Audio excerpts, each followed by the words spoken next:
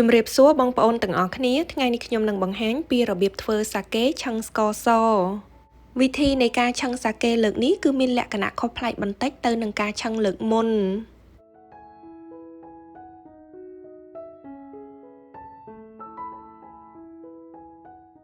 តោះអញ្ចឹងយើងមកចាប់ផ្ដើមទាំងអស់គ្នានេះគឺជាគ្រឿងផ្សំសម្រាប់ធ្វើសាកេឆឹង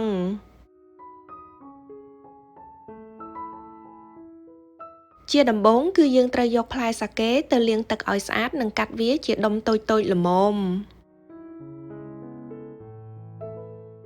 បន្ទាប់មកគឺយើងត្រូវកាត់យកស្នូលនិងចិតសម្បកចេញនៅពេលដែលចិតសម្បករួចរាល់និងយកកន្លែងដែលមិនល្អចេញស្អាតគឺយើងត្រូវយកវាមកចិតជាដុំតូចៗបែបនេះសាកេនេះនៅពេលដែលចិតសម្បករួចរាល់គឺមានទម្ងន់ 1.3 ផោនឬក៏600ក្រាមបន្ទាប់ពីកាត់សាកេជាដុំតូចៗរួចហើយគឺយើងត្រូវយកវាទៅលាងទឹកចេញឲ្យស្អាតចំពោះការលាងទឹកនេះគឺយើងអាចផ្លាស់ប្ដូរទឹក2ទៅ3ដងលាងទឹកស្អាតហើយគឺយើងត្រូវស្រង់វាមកដាក់នៅក្នុងកញ្ច្រែងបែបនេះដើម្បីឲ្យវាស្រក់ទឹកចេញឲ្យអស់វិធីនៃការឆឹងសាកេលើកនេះគឺខ្ញុំបានយកវាទៅបំពងឲ្យវាឡើងឆ្អិនជាមុនសិនចាអញ្ចឹងបងប្អូនត្រូវចាក់ប្រេងឆាឲ្យច្រើនគួរសមបន្ទាប់មកគឺយើងត្រូវកម្ដៅប្រេងឆានោះឲ្យឡើងក្ដៅដោយប្រើភ្លើងមធ្យម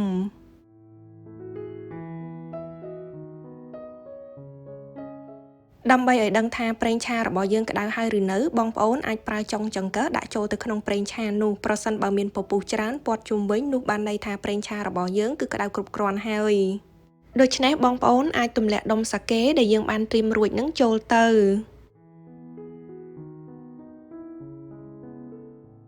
ទម្លាក់ចូលអស់ហើយគឺបងប្អូនត្រូវឧស្សាហ៍បង្វិលវារហូតដល់វានឹងឡើងក្រហមរយៈពេលនៃការបំពងសាកេនេះគឺប្រើពេលយូរគួរសមដែរទម្រាំតែវាឡើងក្រហមជុំវិញ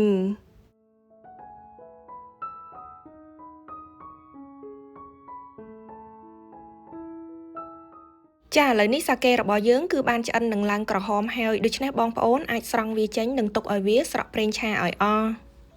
បន្ទាប់មកគឺយើងអាចចាប់ផ្ដើមឆឹងសាកេបានជាដំបូងគឺយើងត្រូវចាក់ទឹកខ្ទិះដូងចំនួន3ស្លាបព្រាបាយឬក៏45មីលីលីត្រអំបិលគឺយើងដាក់តែបន្តិចបានហើយបន្ទាប់មកគឺជាស្ករសចំនួន3ស្លាបព្រាបាយឬក៏45ក្រាមរួចហើយគឺយើងត្រូវកូរទឹកស្ករខ្ទិះដូងនៅលើភ្លើងមធ្យមរហូតដល់វាឡើងខាប់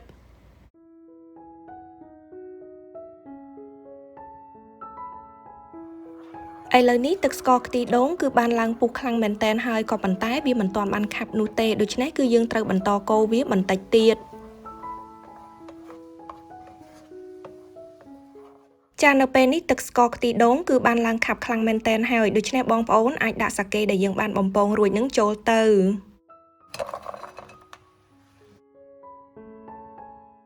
ចាអស់ហើយគឺយើងត្រូវកូរសាកេនៅក្នុងទឹកស្ករខ្ទិះដូងនោះរហូតដល់វាឡើងស្ងួត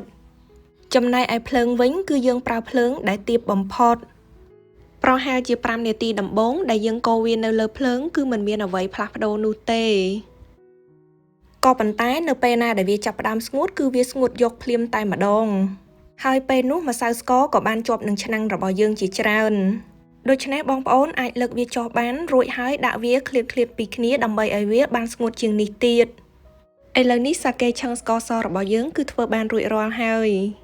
ចាអញ្ចឹងក៏សូមអរគុណច្រើនចំពោះការទស្សនាវីដេអូមួយនេះហើយប្រសិនបើបងប្អូនមានយោបល់ឬក៏សំណួរអ្វីគឺអាចសរសេរជា comment នៅខាងក្រោមវីដេអូជាចុងក្រោយក៏សូមឲ្យបងប្អូនទាំងអស់គ្នាជួយ like និង share វីដេអូនេះឲ្យបានច្រើនផងហើយកុំភ្លេច subscribe នៅក្នុង YouTube Channel របស់ខ្ញុំដែលមានឈ្មោះថា Somar Fun និងសូមឲ្យបងប្អូនទាំងអស់គ្នាជួយ like និង follow Facebook page ទាំងពីររបស់ខ្ញុំផងដែរហើយចាំជួបគ្នានៅក្នុងមុខម្ហូបឬក៏បង្អែមបន្តទៀតអរគុណច្រើនជម្រាបលា